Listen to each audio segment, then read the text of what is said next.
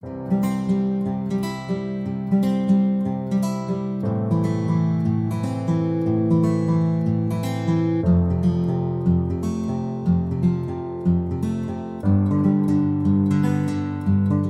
tardes, soy Danae y hoy le damos la bienvenida a la doctora Priscila Magaña, a quien entrevistaremos sobre el tema El poder suave en China. Priscila Magaña es doctora en Relaciones Internacionales por la UNAM, maestra en Estudios de Asia y África por el Colegio de México, con especialidad en China, y máster en Relaciones Internacionales por la Universidad de Pompeu Fabra, la Universidad Autónoma de Barcelona y la Universidad de Barcelona. Es investigadora postdoctoral CONACYT, adscrita a la Facultad de Ciencias Políticas y Sociales de la UNAM, con el proyecto sobre el poder suave en China. Ha sido profesora en la Facultad de Ciencias Políticas y Sociales de la UNAM y la Universidad Iberoamericana. Su última publicación se titula Interpretando el confucianismo en el discurso político de China en la obra Eurasia, aproximaciones a nuevas configuraciones locales. Ahora bien, para dar comienzo a la entrevista, la primera pregunta para la doctora Magaña sería, ¿a qué nos referimos con el poder suave en China? Muchísimas gracias, Danae, por la pregunta. Y bueno, para entender qué es el poder suave de China, tenemos como referencia el concepto desarrollado por el profesor Joseph Nye, que fue formulado a partir de la experiencia de Estados Unidos. Resalto esta cuestión de la identidad, la experiencia de Estados Unidos, porque a partir de esto debemos entender el concepto. Cuando Nye se refiere al poder suave, lo hace desde una perspectiva occidental, en el que pues esa capacidad de hacer que otros hagan lo que uno quiere mediante la atracción tiene un trasfondo. ¿Cómo logran atraer? ¿Cuáles son esos recursos de poder suave? Nye nos dice que pues, son los valores políticos, también nos habla de la política exterior y la cultura. El hecho es que cuando hablamos del poder suave de China, no estamos hablando de un estudio de caso en el que podamos aplicar el concepto de manera tajante. Por eso es que el poder suave se vuelve el poder suave de China, no en China. En ese sentido, este concepto de hacer que otros hagan lo que uno quiere también se aplica. No obstante, la naturaleza cambia en cuanto a cuáles son esos recursos con los que se va a atraer y cómo se va a atraer. Es decir, en la operacionalización del poder suave está la distinción con la cual nosotros entendemos el poder suave de China. En ese sentido, nosotros retomamos un enfoque del poder relacional. Aquí nos invitamos con la sociología y las relaciones internacionales para entender cómo el poder en la era contemporánea es fundamentalmente una cuestión de interacciones y relaciones, ¿no? Y es que el poder suave de China sí es atraer a otros, pero también es gestionar estructuras de poder y sobre todo empezar a formular sistemas normativos. Es decir, en China el poder suave no solamente es hacer que otros hagan lo que uno quiere y que de otra forma no hubieran hecho, también es construir redes de poder. Y es que la cuestión aquí, como les decía, está en el cómo. Hay autores en China que se han dedicado al estudio y al desarrollo teórico del poder suave. En la escuela china podemos destacar dos escuelas. Una es la escuela cultural liderada por Yu Xintian y otra es la escuela política desarrollada principalmente por el profesor Yang Xuetong. Entonces, la profesora Yu no dista mucho del concepto de Joseph Nye y el énfasis que hace el profesor Nye sobre la cultura como el principal recurso de poder suave para atraer. No obstante, el profesor Yang Xuetong sí nos dice que ese atractivo, ese poder de atracción que tiene un país, pues tiene un recurso principal y no es el de los valores políticos y la cultura, sino en los hechos que ha logrado tener el liderazgo político de las élites en el poder. Es decir, son las acciones las que el mundo ve, lo que atraen, lo que hacen que un país sea atractivo. En ese sentido, pues entendemos una de las aristas que hacen diferente el poder suave de China a pues el conglomerado teórico sobre el fenómeno conocido como poder suave.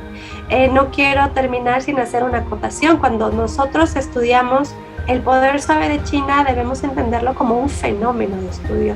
No necesariamente debemos de aplicar a rajatabla la teoría de Joseph Nye, sino también entender el fenómeno a partir de lo que en China las élites epistemológicas han construido alrededor del concepto, porque además hay una variante conceptual. En China se habla del poder suave cultural, y que, pues, como les decía, tiene sus aristas, ¿no? Muy específicas, las que igual podemos ahondar un poco más adelante. Y muy interesante lo que nos comenta, doctora. Y bueno, en este sentido, ¿cuál es la relación entre el ascenso de China y su poder suave? Ok. Todos los conceptos teóricos se desarrollan en un proceso histórico definido. Cuando en China llega el concepto de poder suave, llega con un ímpetu muy importante, es como muy bien recibido por las élites intelectuales.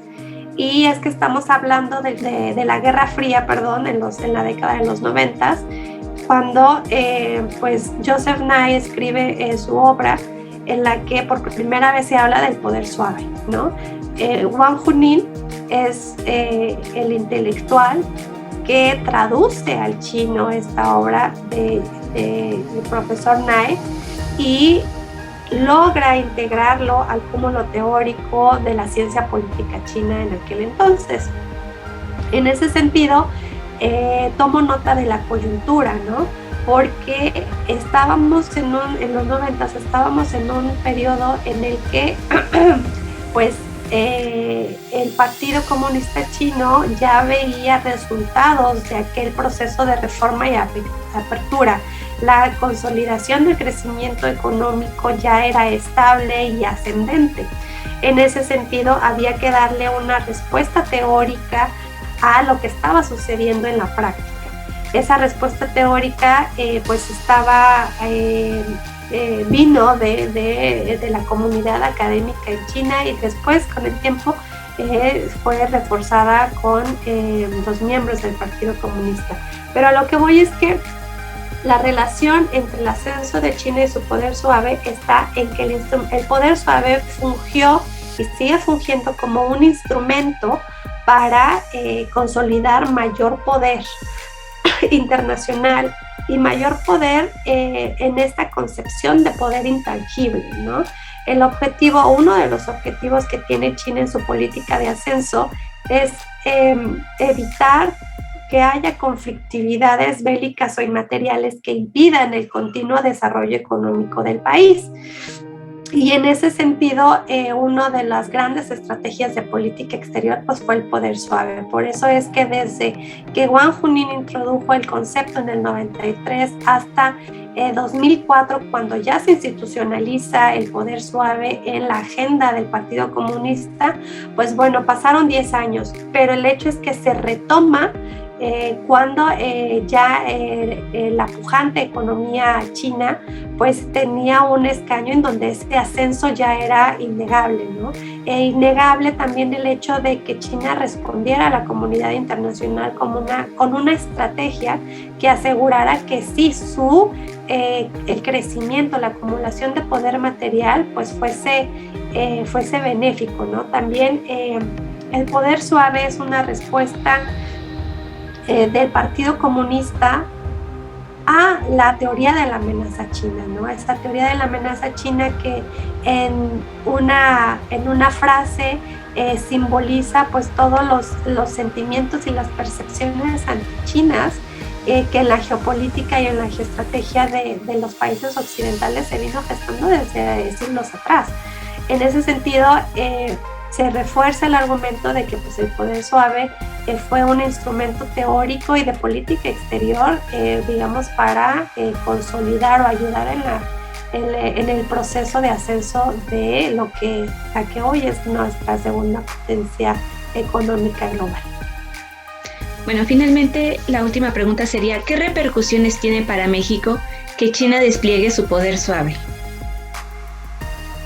China despliega su poder suave en México con propósitos específicos. Estos propósitos dependen de la coyuntura en lo particular y en lo general dependen del interés que tenga China en México, ¿no? México es importante para China porque su población pues también es una población que consume los productos chinos, pero también es una población que legitima políticas públicas que el gobierno mexicano promueve en su relación con el país. En ese sentido, cuando China despliega su poder suave mediante una serie de estrategias diplomáticas, lo hace con la intención de que su presencia sea más suave, mejor digerida, por así decirlo, por los mexicanos, ¿no? Voy a hacer mención muy rápidamente de algunas de las acciones de poder suave de China en nuestro país. En esta época de globalización de la información, en donde la comunicación se ha volcado hacia las redes sociales, pues la diplomacia de Facebook, por irónico que parezca, es uno de los instrumentos mediante los cuales China ejerce su poder suave en nuestro país. Y lo hace pues para modificar percepciones sobre China, lo chino y ciertos fenómenos que son controvertidos sobre esta gran nación, ¿no? En el caso de esta diplomacia de Facebook, nosotros tenemos algunos medios, alguna página en especial como se titula Siente China. Esta página, si ustedes la buscan en Facebook, Siente China, se van a dar cuenta que tiene una naturaleza gubernamental. Entonces, el propósito es dialogar con los cibernautas, aquellos que por darle like a su publicación o por seguirla, pues se vuelven una audiencia permanente que está conectada con China por Facebook día y noche, en los que hay un intercambio de ideas en tiempo real. Entonces, una de las cuestiones que más se ha viralizado en esta página de Siente China es la difusión de las películas, por ejemplo, ¿no? La difusión de las películas y diferentes productos culturales de China en nuestro país. Y es que esta es una cuestión importante porque en alguna de las encuestas el CIDE, recuerden que el CIDE tiene este reporte de México y el mundo, pues bueno, nos indican que los productos culturales no eran de los mejores atractivos que tenía China en nuestro país. Y esta página de Siente China, que la considero yo como parte de la diplomacia de Facebook, pues ayuda a eso, ¿no? A ir monitoreando las percepciones que de estos productos culturales tienen los cibernautas que también tienen, digamos, un rango de edad y que al fin y al cabo son consumidores. Entonces, ese es solo un ejemplo de cómo se ejerce la presencia de China en nuestro país. Y digamos, la respuesta en 1 minuto y medio a la pregunta es, bueno, las repercusiones están en la relación de México con Estados Unidos y pues, la relación que tenga México con China, ¿no? La presencia en nuestro país de la potencia asiática definitivamente es una variable a considerar en la dinámica relación que tenemos con el país del norte. Y de hecho así puede vislumbrarse y el mejor ejemplo es pues la diplomacia de las vacunas, ¿no? Como México fue uno de los primeros países en el mundo a los que China exportó no solamente las vacunas, sino en un principio material material médico para gestionar la crisis sanitaria, que eso formó parte de la diplomacia de las mascarillas. Y pues la reacción que gestó el gobierno mexicano pues también fue la donación de vacunas por parte de Estados Unidos a una zona geográfica mexicana en la que tenían intereses pues, tanto Estados Unidos como nuestro país, ¿no? Entonces, este es un ejemplo para representar cómo la presencia de China en nuestro país pues también le ha servido al gobierno mexicano como mecanismo o recurso de negociación en su relación con Estados Unidos, ¿no? Creo que todo dependerá de de la habilidad que tengan los líderes políticos para gestionar la dinámica con estas grandes potencias y sobre todo para gestionar cómo es que la percepción de China, lo chino, la cultura china puede servir también como un recurso para el gobierno mexicano en sus relaciones con las grandes potencias. Bien, con esto terminaríamos la entrevista. Le agradecemos ampliamente a la doctora Magaña por su participación y por su tiempo, y además de la disposición para realizar esta entrevista. Y pues muchas gracias, doctora. Gracias a ustedes.